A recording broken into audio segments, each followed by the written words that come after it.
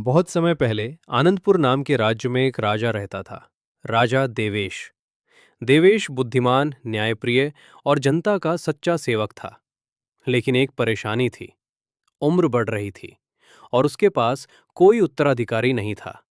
वो चाहता था कि अगला राजा योग्य, सच्चा और मेहनती हो, क्योंकि सिंहासन केवल ताकत से नहीं, चरित्र से चलता है। मंत्रियों ने कई सुझाव दिए। महाराज, राजघराने से चुनिए। मंत्रिपुत्र राजा बन सकता है, या आप किसी योग्य सैनिक को चुन लें। लेकिन राजा ने कहा, राजा वही बनेगा जिसमें नींव से सत्य हो। शक्ति तो हर कोई दिखा सकता है, पर सत्य सिर्फ दिल वाले दिखाते हैं। उसने एक अनोखी योजना बनाई। राजा ने पूरे राज्य में घोषणा करवा दी, कल सुबह सभी युवाओं को राजमहल में उपस्थित होना है। मैं उन्हें एक ऐसी चीज दूंगा जो उनकी किस्मत बदल देगी। अगले दिन हजारों युवक महल के प्रांगण में इकट्ठा हुए।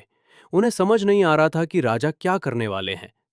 राजा देवेश आए और उनके हाथ में एक बड़ी थाली थी। थाली में छोटे छोटे बीज रखे थे। राजा ने कहा, हर युवक एक बीज ले जाए, इसे बोए, देखभाल करे, 6 महीने बाद उगाए गए पौधे लेकर मेरे सामने उपस्थित हो। जिसका पौधा सबसे सुंदर और मजबूत होगा, वही मेरा उत्तराधिकारी बनेगा। सबके चेहरों पर चमक आ गई। उसी भीड़ में एक साधारण लड़का भी था, वीर। गरीब परिवार से था, पर सपनों में अमीर। उसने भी एक बीज उठाया, आंखों में उम्मीद लिए। वीर ने घर जाकर मिट्टी तैयार की, खाद डाली, गमला सजाया, बीज को ध्यान से बोया। पहले दिन कुछ नहीं हुआ, दूसरे दिन कुछ नहीं, पूरे एक हफ्ते कुछ नहीं। लेकिन वीर हार नहीं मानता था। गांव के सभी लोग अपने अपने पौधों को देखकर खुश थे। किसी का पौधा हरा भरा था, किसी का बड़ा हो रहा था, किसी पर फूल भी आने लगे थे। लेकिन वीर का गमला सूना। लोग ताना मारते, भाई तेरा तो बीज ही खराब निकला, तू राजा बनने की सोच क्या रहा है? छोड़ दे, तेरे बस की नहीं। वीर मन से टूट रहा था, पर मेहनत नहीं छोड़ी।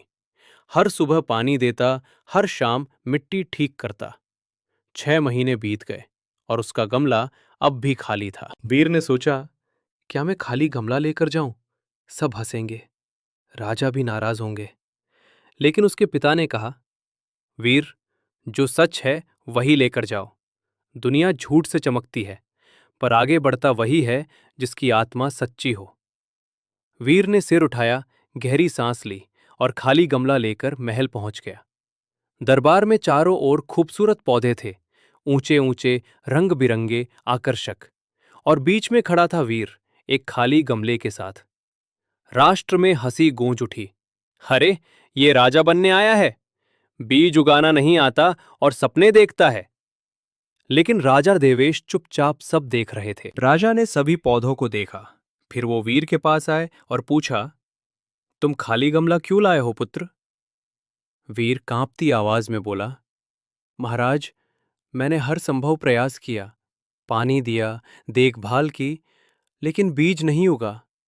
मैं झूठा पौधा लाकर आपको धोखा नहीं दे सकता था, इसलिए मैं वही लाया जो सत्य है।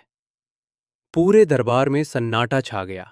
अचानक राजा मुस्कुराए और बोले, मैं अपना उत्तराधिकारी घोषित करता हूं, वीर। सब हैरान रह गए। कई मंत्री तो विरोध में खड़े हो गए। राजा ने कहा, 6 महीने पहले मैंने जो बीज दिए थे, वे सब उबले हुए बीज थे। वे कभी नहीं उग सकते थे। सबके चेहरों पर पसीना छूट गया। राजा ने आगे कहा, बाकी सबने हरा भरा झूठ उगाया, लेकिन वीर इकलौता था जिसने सच अपनाया। राज्य को ताकत नहीं, धोखा नहीं, चापलूसी नहीं, सच और चरित्र चाहिए, और वीर के अंदर वो है। राजा ने वीर के सिर पर हाथ रखा और कहा, आज से तुम मेरे उत्तराधिकारी हो।